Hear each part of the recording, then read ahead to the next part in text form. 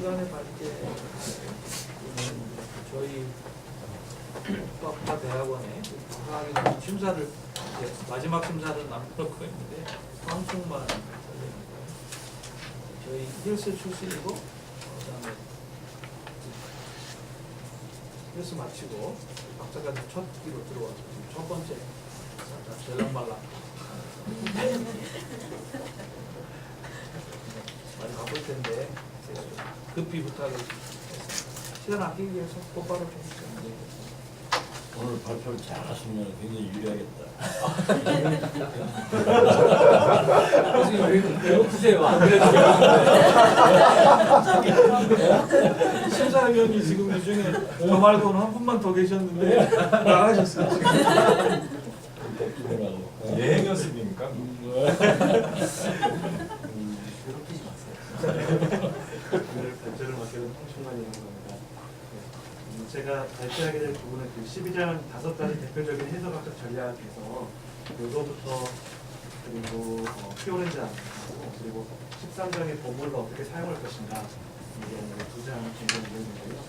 많이 한 100페이지 정도 분량이 돼서 간략하게 세 학자에 대한 내용들을 좀 간략하게 하고 그리고 13장 마지막에 친절하게 제일 마지막에 좀 요약을 한 10가지 정도 전체 지침들을 해주고 있어서 13장들은 약간 이 내용으로 좀 가정에도 충분하게 내용 파악이 좀 될 것 같다는 생각이 좀 들었습니다. 그래서 12장 5가지 대표적인 해석학적 전략 중에 요더를 먼저 살펴보도록 하겠습니다. 헤이스는 요더의 그 해석학적 전략을 예수님의 길 따르기라고 표현하고 있는데요. 아시다시피 요더는 칼바르트 밑에서 공부한 이제 메노나이트 전통의 뿌리를 두고 있는 믿음 윤리 신학자인데 대표 저서가 이제 72년도에 예수의 정치학이라는 책이 가장 대표적인 책으로 읽히고 있습니다. 이 책은 이제 리버의 기독교 현실주의 정면 도전한 책인데요. 이 내용은 이제 우리 자세히 보고 또 헤이스가 요도 해석학을 이해하기 또 다른 책으로 이제 제사장 왕국이라는 이제 2가지 책을 가지고 이제 요도가 어떻게 해석학을 하고 있는지를 좀 이제 평가하는 내용으로 이 2가지 책을 분석 대상으로 삼았습니다. 첫 번째 요도의 신학적 윤리학이다 싶은 방법을 좀 살펴보면 요도가 지금 논적으로 삼고 있는 게 이제 말씀드렸다시피 지금 이거의 기독교 현실주의이기 때문에 앞에 예수님이 사회 윤리학을 위해서는 이제 적절하지 못하다는 이제 주류 윤리학에 대해서 이제 제안하여서 요도는 성경의 증언에 따르면 오히려 예수님이 급진적인 정치적 행동의 모델이시다라는 점을 이제 확언하고 있습니다. 그래서 제가 앞에서 계속 이야기했던 그 예수님과 그거를 따르는 이제 공동체 이 부분들을 어떻게 볼 건가에 대해서 요도는 이제 예수님의 사역과 주장이 정치적 선택을 포기시키는 것이 아니라 하나의 특별한 사회 정치 윤리적 선택을 제시한다 라는 이제 가설을 설정합니다. 그리고 이것을 위해 주로 이제 누가복음을 분석의 대상으로 삼는데요. 그러면 이제 예수님의 사역과 주장이 그런 극진적인 정치적 행동의 모델이 될 수 있다라고 한다면 그러면 이것 예수님을 따르는 공동체는 과연 어떻게 해야 되는가라는 질문에 대해서 요거는 십자가를 짊어지고 예수님을 따른다는 것은 예수님의 혁명가의 운명을 수용하고 여기서 혁명이라는 것은 폭력적으로 혁명하는 어떤 그런 차원이 아니라 비폭력적으로 하는 어떤 그런 운명을 수용하고 그분을 따르는 것이다. 그리고 저희가 다 알다시피 예수님이 이제 감람산 기도 장면에서 이 채널 4개에서 공비셨는데 아버지 뜻대로 하기 원하는 자라고 하는 그 기도 장면에서 예수님이 요도가 해석한 거는 예수님이 이때 왜 이 자녀를 옮겨달라고 했을까 그 내용으로 요도는 메시아적 폭력을 거부하신 것이다 라고 이제 해석하고 있습니다. 마치 전쟁 아래 십자군의 전쟁을 의욕을 거부하신 것처럼 교회의 소명은 예수님의 정치학을 반영하는 방식으로 사는 것이다. 그래서 이 세상에 폭력적인 어떤 그런 기반을 하고 있는 권세들의 가면을 벗기고 무장을 해제시키는 것이다. 그리고 이러한 인간 사회 속에서 양심 그리고 종이 되셨던 예수님처럼 우리가 종이 되는 것이다 라고 그게 바로 예수님을 따르는 것이다 라고 요거는 해석하고 있습니다. 그리고 헤이스는 아까 저희가 같이 헤이스가 4가지 크게 서술 종합 해석 실천에 대해서 제가 좀 아까 인터뷰 통해 살펴보셨는데 그 질문에 대해서 어떻게 평가하고 있냐면 우선 서술 보면은 요도에 대해서는 요도가 예수님이 성경 모사에 대해서 초점을 맞추기 위해 신약 본문을 잘 주석했고 역사 비평적 방법론을 사용하고 있다라고 이야기하고 있고요. 그리고 종합적으로는 요도가 신약 전체 성경을 포괄적으로 잘 고려했다라고 평가합니다. 특히 요도가 이제 누가복음에 초점을 맞췄는데 이제 이 책이 쓰여진 이제 72년도 당시에는 이제 한스 푼젤만의 누가 해석이 주류였는데, 그러니까 한스 푼젤만은 이제 누가가 초기 기독교 운동을 로마 제국에 정치적으로 해가 되지 않는 것으로 묘사를 했다라는 이런 주장들을 했는데 그 이후에 이제 이 주장이 이제 크게 깨지는 게 누가는 오히려 사람들의 해방에 더 관심이 많았다라는 어떤 그런 주장들이 있으면서 이제 이후에는 변경됐다라는 어떤 그런 부분들을 헤이스가 이제 좀 평가하고 있습니다. 그리고 요도가 자신의 입장과 긴장 관계 있는 본문들을 다루는 방식은 오히려 그 긴장을 줄이기 위해서 오히려 해석으로 적극적으로 뛰어들었다라고 이야기하고 있고, 그리고 요도가 그 세 가지 초점입니다. 십자가나 그리고 공동체나 그리고 새 창조 중에서 십자가라는 그 초점 이미지를 주로 사용하고 있다라고 평가하고 있습니다. 그러면 전체적으로 해석은 어떻게 요도가 하고 있느냐라는 이야기 안에서 요도는 구체적인 규정과 원리에 대해서는 강조하지 않고 신약 성경을 하나의 패러다임으로 사용하고 있고, 신약 성경을 그때 당시와 1세기와 21세기 지금 이 시대 가운데 이것들을 해석하기 위해서는 유기적 상상력의 실천이 이제 필요하다라는 부분들을 이야기합니다. 이 부분들은 이제 13장에서 헤이스가 중요하게 이야기하는 그 온유 만들기 그 내용들하고 연결하는 겁니다.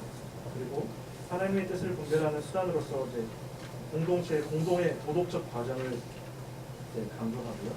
그리고 신약 성경의 상징을 독해할 때 요거는 이제 주로는 하나님의 성품, 그러니까 예수님의 비폭력적인 어떤 모델을 예수님의 길을 따르는 것이 중요하다라고 요도가 이야기하기 때문에 하나님의 성품에 더 주목한다라고 평가합니다. 그러면 전통이나 경험이나 이성 이 세 가지 내용에 대해서는 요도가 어떻게 하고 있느냐라는 어떤 내용에 대해서는 주로는 이제 전통과 경험에 대해서 명시적으로 중요하다라고 이야기하지만 이성에 대해서는 역사적 비평을 위해서 역사적인 역할만 인정하고 있다라고 이야기합니다. 실제로 이런 요도에 예수님의 길을 따르기라는 어떤 이런 해석학적인 전략을 우리 역사 속에서 어떤 열매들이 거뒀을까라는 어떤 질문에 대해서는 16세기 제세례파 운동이 뿌리를 둔 역사적 평화교회들, 예를 들면 프란체스코 소회 운동, 그리고 일본의 무교회 들이 대표적으로 될 수 있다라고 이야기하고, 이 공동체들은 주로 어떤 이런 비폭력적인 공동체의 어떤 모델을 만들기의 사명에 주로 참여했다. 그런데 이 전략에 대해서 헤이스는 점차 세계에서 오히려 멀어져서 안으로만 기어들어가는 어떤 그런 경향을 가질 수 있는 위험이 있다라고 평가하고 있습니다. 그리고 이제 다음으로는 스탠리 하워스의 해석학적 전략을 헤이스가 이야기하고 있는데요. 헤이스는 하워스의 해석학적 전략을 전통에 의해 형성된 성품이라고 평가하고 있습니다. 하워스는 이제 크게 세 가지 주제를 신학적 윤리학에 부각시켰다라고 이야기하는데, 첫 번째가 내러티브, 두 번째가 공동체, 세 번째가 성품 형성이라는 주제를 신학적 윤리학에서 부각시켰다라고 이야기합니다. 대표적은 다 아시겠지만 하나님의 나그네 된 백성 이 책과 특별히 이책 헤이스는 이 책 이외에 하워스가 쓴 성품의 공동체, 그리고 평화로운 왕국, 그리고 성경의 해방시키기 이 세 가지 책도 포함시켜서 위한 이 책에서 다루고 있습니다. 그러면 하워스가 어떻게 신학적 윤리학에 접근했는지를 살펴보면 하워스는 기본적으로 요도와 동일하게 교회는 예수님의 예를 따라서 비폭력을 실천하는 백성으로 부름을 받았다라고 이야기합니다. 그래서 이런 규범에 도달하기 위한 방법론으로 하워스는 예수님에 대한 신약 성경의 묘사를 바르게 읽기 위해서는 교회가 진실하고 평화로운 공동체가 되어야 한다라고 주장하는데, 그래서 이해보다는 순종이 오히려 더 선행한다라고 이야기합니다.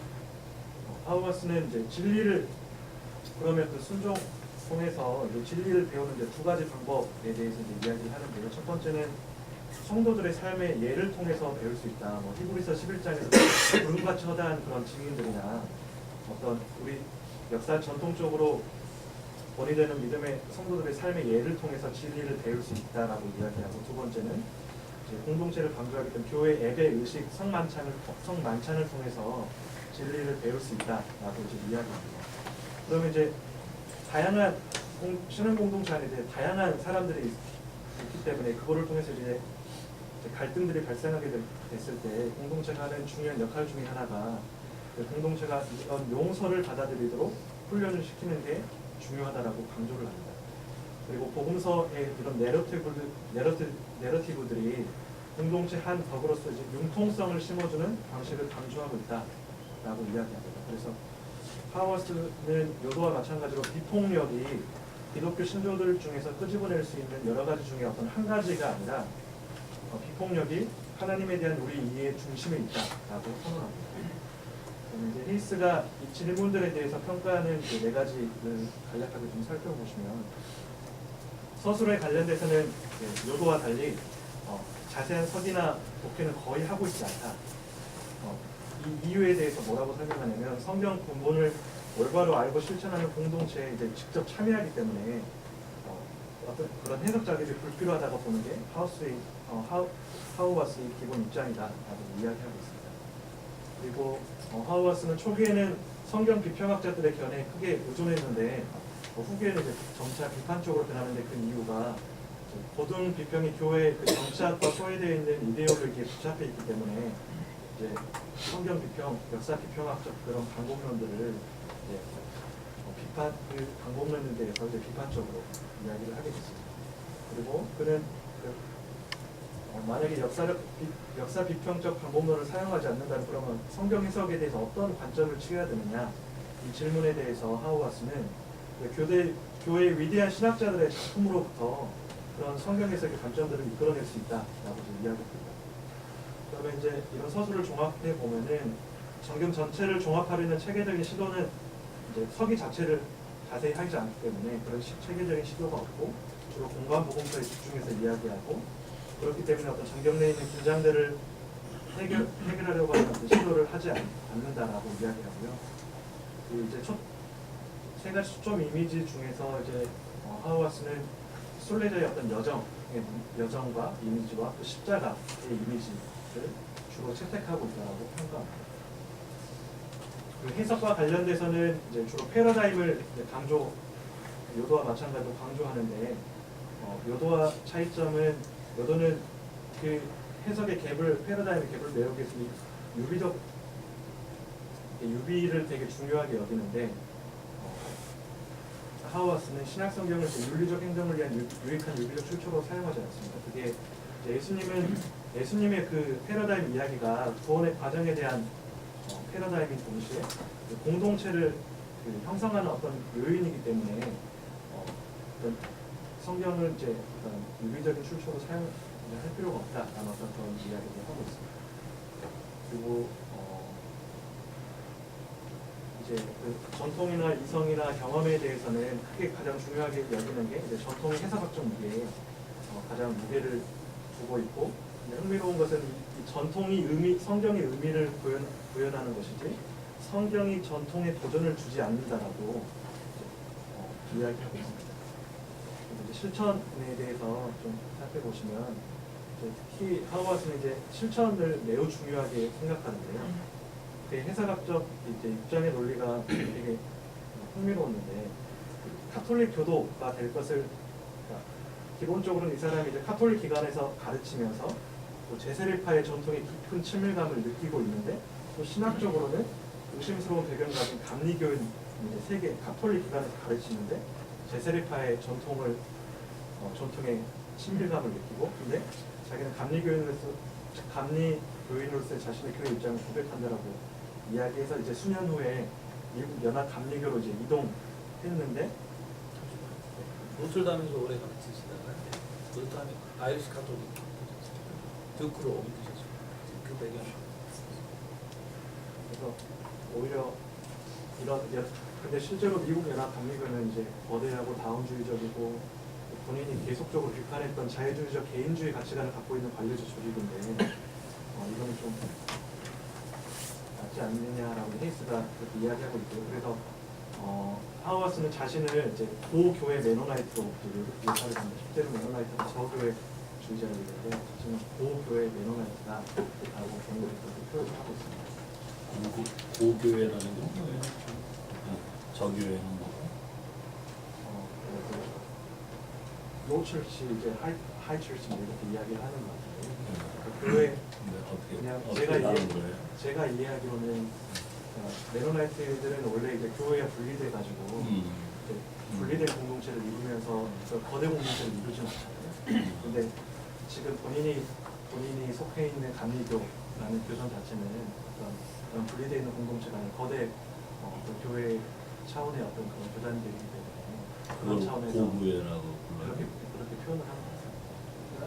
하이처치 앵글리칸에서 그러는 거 아닌가? 그렇게 알고 있어요.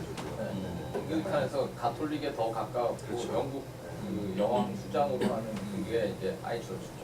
노처치는 훨씬 더 프로테스탄트에 더 가까워 그게 해가지고 그렇게 하는 걸 노처치는 격식이나 이런 거 별로 안 중요한데 그 하이처치는 뭐 옷 입고 뭐 이런 거 되게 중요하고 향 피우고 향 피우고 그래.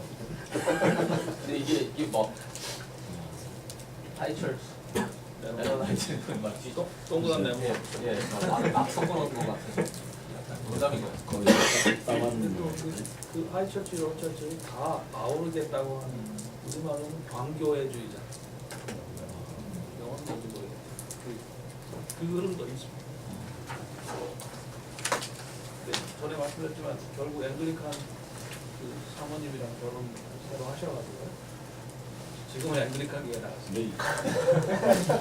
어쩌라고 어쩌라고 나비라지. 아마 이제 가톨릭 교회로 가셔가지고 돌아가시면 가톨릭 교회로 가시면 농단이 돼서 다들 그렇게 얘기해요.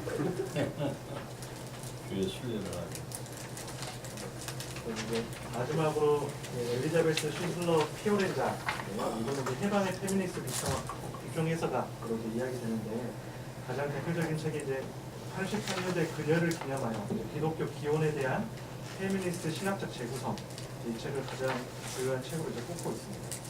이제 이분이 87년도에 성경학회 최초 여성 회장으로 취임했을 때 그 연설에서 책임의 윤리를 이제 강조하셨는데 성경학자들은 이론적인 해석 모델의 선택에서만이 아니라 성경 본문과 그 의미가 가져오는 윤리적 결과에 대해서도 책임을 져야 한다라고 이제 책임의 윤리를 강조하셨던 건데 이분의 이제 신학적 윤리학에 대한 접근 방법을 살펴보겠습니다.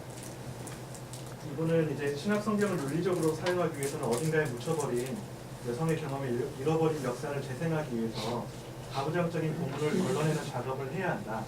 이분이 그 마가복음 14장 3절에서 9절 이 내용을 했었는데 이거는 좀 읽어보고 싶은데 이제 예수께서 그 베다니 문둥이 시몬의 집에서 식사하실 때 한 여자가 매우 값진 향유 곧 순전한 나드 한 옥합을 가지고 와서 그 옥합을 깨뜨리고 예수의 머리에 부으니 어떤 사람들이 분내어 서로 말하되 무슨 의사로 이 향유를 허비하느냐 이렇게 쭉 하면서 이제 9절에 내가 진실로 너희에게 이르노니 온 천하에 어디서든지 복음이 전파되는 곳에는 이 여자의 행한 일도 나라에 저를 기념하리라 이렇게 했는데 실제로는 예수님은 이 여자를 행한 일들은 복음이 전파되는 곳 어디서든지 기념해야 된다라고 말씀하셨는데 실제로 역사 흘러오면서 이 여자의 이름도 모르고 그리고 여자가 하는 어떤 그런 복음적인 일에 대해서 잃어버린 어떤 그런 부분들을 다시 재생해야 된다라고 이제 피오렌자가 가장 기본적으로 이 부분에 대해서 이제 주장들이 기반하고 있는 것 같습니다. 그래서 이제 이를 위해 그녀를 기념할 이 책에서 초기 기독교 역사를 이제 다시 쓰는 작업을 이제 피오렌자가 시작하는데요. 신학적 윤리학에 대한 그의 접근 방법은 성경이 여성에 대해 제시하는 것을 이제 솔직하게 역사적으로 서술하고 이 내용을 성경에서 여성 해방의 소망을 표현하는 본문에 비추어서 비판적 평가를 이제 하는 것으로 방법론을 이야기하고 있습니다. 초기 기독교 공동체가 최소한 간접적으로라도 이제 가부장적 여성 구조에 이제 비판적인 내용들이 있다라고 이제 한 세 가지 내용들을 이야기하고 있는데요. 이제 마가복음 10장 2절 9절은 이제 바리새인들 예수님께 아내를 버리는 것이 이제 가하니까 모세가 뭐라고 기록하고 있느냐 이제 이혼 증서 그런 이야기하면서 예수님이 이제 남자 창조 때는 남자 여자를 한 몸으로 그렇게 만드셨다. 그리고 그 남자 여자가 연합했으면 부부가 한 몸이 된다. 어떤 이런 차원으로 가부장적 결혼제에 대해서 예수님께서 남자 여자라고 동등하게 보셔서 그런 결혼제도에 대해서 도전하신 것이다 라고 한편으로는 보는 내용이고요. 마가복음 3장 31절에서 35절은 예수님이 어머니하고 동생들이 찾아왔을 때 예수님께서 어머니와 동생이 왔습니다 라고 했을 때 누가 내 어머니 형제고 자매냐 하나님 뜻대로 하는 자라야 내 진짜 형제 자매고 어머니다 라고 하신 그 말씀 속에서 예수님의 어떤 비가족적 에토스가 담겼다라고 이야기하고 마가복음 10장 42절에 45절은 예수님이 성기로 오셨고 이제 가장 으뜸이 되는 자는 이제 종이 되는 자다, 섬기는 자가 되어야 된다라고 이제 말씀하시는 거에 대해서 제자 공동체에 지배 관계가 없다라는 어떤 그런 근거들을 기반해서 초기 기독교 공체가 최소한 간접적으로라도 가부장적 사회 구조에 이제 비판적이었다라고 주장을 합니다. 그리고 두 번째로 하나님을 신적 소피아로서 여성의 게시탈트 어떤 그런 형체 안에서 인식들이 있었다. 그래서 누가복음 7장 35절에 이제 지혜는 자기 모든 자녀로 인하여 옳다함을 얻는다라는 이 말씀을 좀 공부하고 있고요. 두 가지 대비되는 게 당시 신약 성경이 쓰였을 당시에는 그리스 로마의 가부장적 가족 형태가 있는데 갈라디아 3장 28절에서 말하는 사도 바울이 이야기하는 그 내용은 예수 안에서 오히려 평등한 남녀를 이야기하고 있다. 근데 그렇게 하지 이런 어떤 가부장적 가족 형태에 의해서 그렇게 하지 못했다라고 이제 주장을 하고요. 그 여성의 에클레시아, 여성 교회는 여성의 몸을 육체적 영적 폭력의 목표물로 만드는 것에 대해서 저항하고 그리스도의 몸과 이미지로 되찾아야 한다. 그리고 피오렌자의 공동체가 가진 공동체의 비전은 하나님 나라의 성령 충만하고 평등한 공동체여야 한다. 이렇게 이야기합니다. 이 전체 네 가지 내용에 대해서 케이스는 정교한 설의에 기초하고 있다라고 이야기하고요.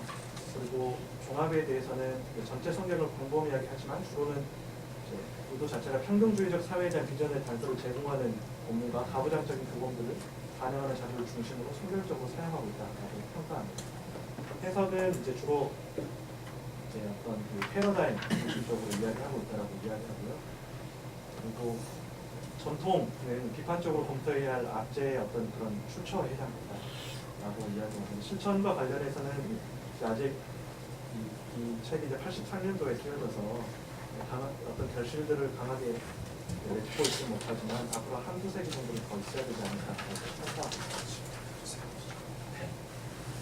본문 내용에 대해서 간략하게만 말씀드리면 아까 말씀드렸지만 큰 1, 2, 3, 4, 5 내용만 보시면 이제 5번 내용만 보시면 될 것 같은데요.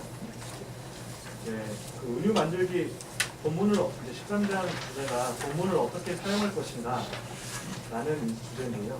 지금까지 이제 일본에서는 앞에서 했던 그 서술과대, 종합과대, 해석과대 5명의 학자들을 이제 어떤 사람들은 어떤 내용 아까 앞에서 봤던 그 표, 4가지 큰 표 안에 어떤 것들을 하고 있고 못하고 있고 이런 비교하는 내용들이 있고 그리고 나서 이제 하는 내용들이 이제 이번에 은유 만들기로서의 도덕적